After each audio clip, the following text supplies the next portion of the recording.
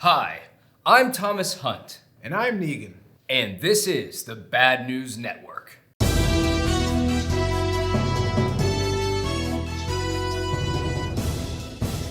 President Biden spoke with Russian President Vladimir Putin in a high-stakes phone call to de-escalate the crisis developing currently in Ukraine.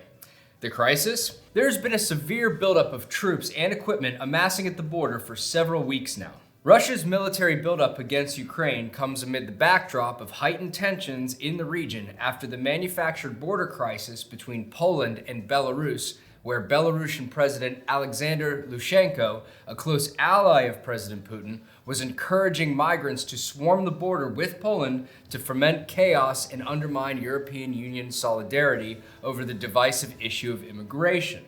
The question confronting policymakers is what Vladimir Putin's true intentions are, and would he take such a bold action in the face of stiff and united condemnation from the US and the European Union allies? We've seen this type of saber-rattling before. This isn't the first time Russia has amassed troops to show strength or test for weaknesses. Putin is fighting hard to maintain as much of what was lost over 3 decades ago with the collapse of the USSR. Perhaps he sees weakness in our current administration and feels now is the time to call any bluffs against himself and his country from pushing in wherever they want. Regardless of the talks behind the closed doors between all of the leaderships under this new tense threat, there needs to be a line in the sand. Someone has to be putting their foot down. If you let your unfriendly neighbors get away with some, they may just take more or all of it next time. I, for one, am hoping that this truly is another form of military exercise with the cost benefit of knowing you can scare the crap out of your Western counterparts. This has to be partly the reason why so many Russian military training grounds are located on the Western Russian borders. The Russians know everyone can see their movements. They are not oblivious to this fact. Regardless, every provocation of war must be taken seriously, because if it is not addressed through talks and peace, one day economic sanctions might not be enough to dissolve tensions between the enemies. New York City Mayor Bill de Blasio on Monday issued a preemptive strike mandating that all private sector employees in the Big Apple be vaccinated against COVID-19 amid the new threat posed by the Omicron variant. Despite the call from President Biden that this variant was a need for concern, this didn't stop de Blasio from smashing the panic button as hard as he could. De Blasio stated that he thought the confluence of the new variant, colder weather, complications with the previous Delta variant, and the holiday gatherings would just be too much for the New Yorkers. So he did what any leader of good caliber does. He stood behind a microphone, spoke for them, and told them what was the best for them based on speculative evidence at best. The new mandate takes effect on December 27th and will apply to roughly 184,000 businesses. So far, what is known with the new variant is that some of the most common symptoms are soreness and fatigue. And I get that every day from jiu-jitsu practice, so I don't understand what the big deal is. De Blasio also announced 5 to 11-year-old children will be required to get the vaccine to participate in high-risk extracurricular activities, including sports, band, orchestra, and dance. While despite these measures in my mind being eccentric and terrible on a whole, it pretty much makes every kid in school Evel Knievel. Other politicians have spoken out and believe that this is almost some sort of test. Would the powers that be like to see just how far they can push the envelope on their blue state citizens to gauge conformity? Perhaps we'll never know. Farming can be tough. You're out on your land all day, planting new crops, harvesting old ones, taking care of animals who don't give a f*** about you. A man in India showed up in a local police station with 4 of his cows and a fairly ridiculous complaint. He was there to tell police that his cows weren't producing milk and that he wanted justice. They were actually surprised by the man's complaint and found it rather amusing. The man also complained that one of the cows had been kicking his wife every time she tried to milk it. Seems like they had some beef between them. The farmer and his family needed the milk from these cows to survive and pay their bills, so he was clearly agitated over the situation.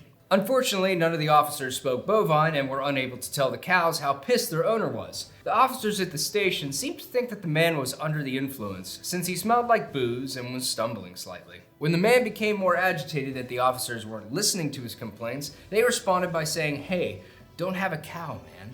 After the officers had enough laughs, they steered the man toward a local veterinarian clinic that would be more likely to help him out. Upon further inspection, the vet told the farmer that these cows were bulls and he had been jerking them off for the past couple months. Sorry, I thought that was funny, but I might have butchered that joke. The most woke state in the country, California, has been struggling with figuring out how to teach math and what practices should be set in order to lessen the achievement gap for Black, Latino, and low-income students. On a national standard of testing, California ranks in the bottom quartile among all states in 8th grade math scores. Every 8 years, a group of educators in the state of California come together to update how the state plans on teaching math. That period of time seems a little long to me. 2 sets of kids will go through school before the state decides that it needs to look at how the results actually affected test scores and then should determine how the next group of students is taught. Meaning, if the idea they came up with sucks, kids have to go through 8 years of schooling with this system before a change is actually made and replaced with something that could be even worse, like Common Core math, which says that 5 times 3 isn't actually 15, it's 3 plus 3 plus 3 plus 3 plus 3, and 5 plus 5 plus 5. The goal of the new California mathematics framework is to bring an equitable solution to the achievement gap, but more parents are worried that it will hold their children back. Many mathematicians and STEM professionals think that instead of using this time to create a viable solution to the issues that California school systems face, this issue is being used as a platform to look at social injustice. One of the large issues with the current framework is that even though its goal is to give everyone an equal opportunity in mathematics, it holds back kids who are actually good at math or just like studying in general. The term gifted has been thrown around a lot. When I was in school, I was not one of those kids. It was more important for me to dick around with my friends and wrestle than to actually do homework or study.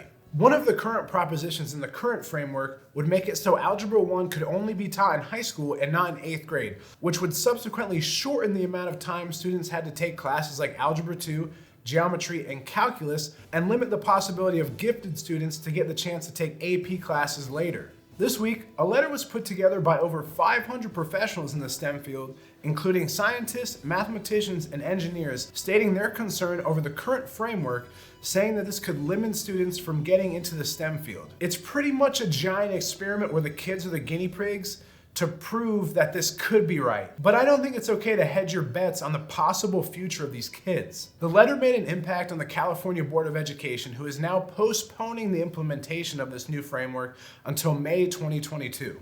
Captain Christianity Joel Osteen has found himself in a little bit of trouble.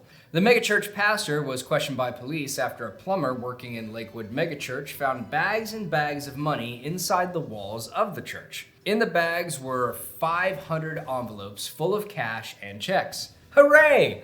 Fish and bread for everyone. The plumber was called to the church to fix a broken toilet. When he pulled the toilet away from the wall, a couple of loose tiles fell to the ground, exposing the bags that were hidden in the wall. When the plumber immediately told the church's supervisors about the discovery and then had to wait at the church for 7 hours, the police were alerted and brought to the scene. That's pretty good because some people had to sit around and wait for 3 days until something happened to them.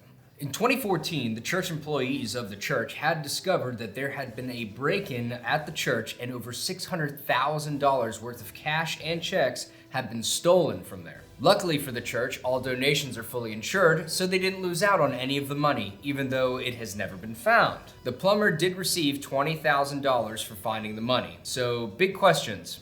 Whose money is this and where did it come from? Someone stole over $500,000 from this church, and in the same night decided to hide it behind a wall in the same church? That seems a little suspicious to me.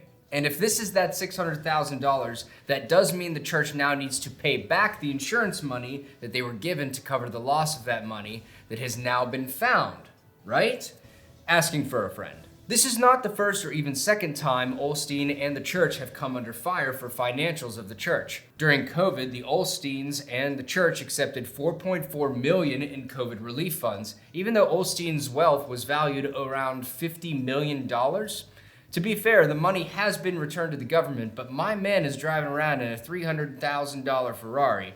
You couldn't spare a couple bucks to help out your staff during those tough times, Joel? Jesus Christ. Oh, my bad. There have been plenty of possible world-ending events that have happened over the past couple years. COVID, murder hornets, oceans on fire.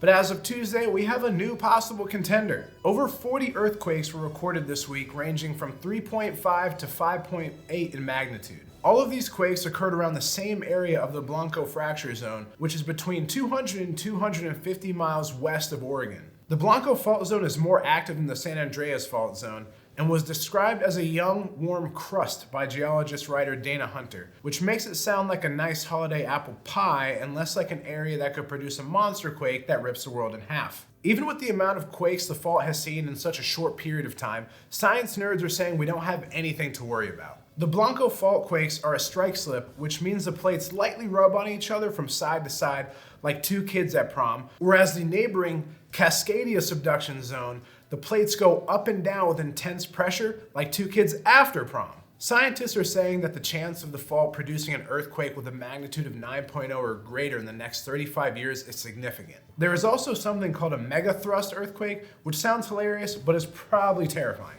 The Blanco fault line has always been extremely active, but there is no particular reason for the spike in activity in the 24-hour period in which the quakes took place this week. The one answer that makes the most sense is that the Earth has reached the necessary population for the celestial growing inside to finally emerge from the core and destroy the world. Good luck surviving the upcoming apocalypse, everybody.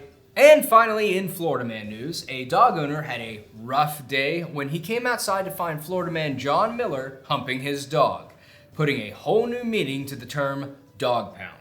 The dog owner immediately confronted John, telling him that his dog was actually into women, so John was barking up the wrong tree. John reacted like most animals when you try to pull them away from a possible mate when they are in mid-hump, and attacked the dog owner, punching him in the head and stomach, which left him with multiple scratches and bruises. After attacking the dog owner, John ran into the man's garage and started breaking random objects, grabbed a knife, and threatened to kill the dog owner. The dog owner, who lived with his mom, loser, was scared for his life, and so he let John escape. Luckily, not long after the event happened, police were able to find and arrest John. He was charged with domestic violence, battery, domestic violence, and aggravated assault and criminal mischief. There were, however, no charges of animal abuse brought against John, which seems a little messed up. I mean, the dog has to be the real victim here. Just walking around your yard, digging up holes and doing other dog stuff when all of a sudden some dirty homeless looking dude on drugs decides it's time to give a dog a bone.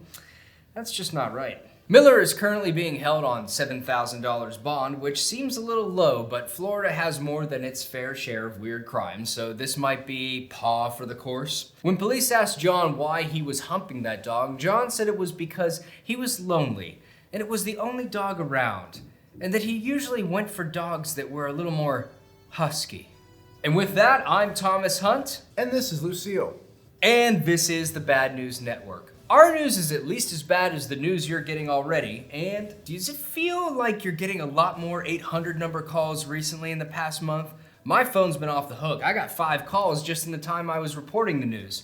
Don't answer them. They're just lizard people and they're trying to take your blood. As always, you can get 25% off of your order by using the code BNN at checkout at rangerup.com, and be sure to check out Nick and Matt's OnlyFans page where they hardly post anything, at Nick and Matt.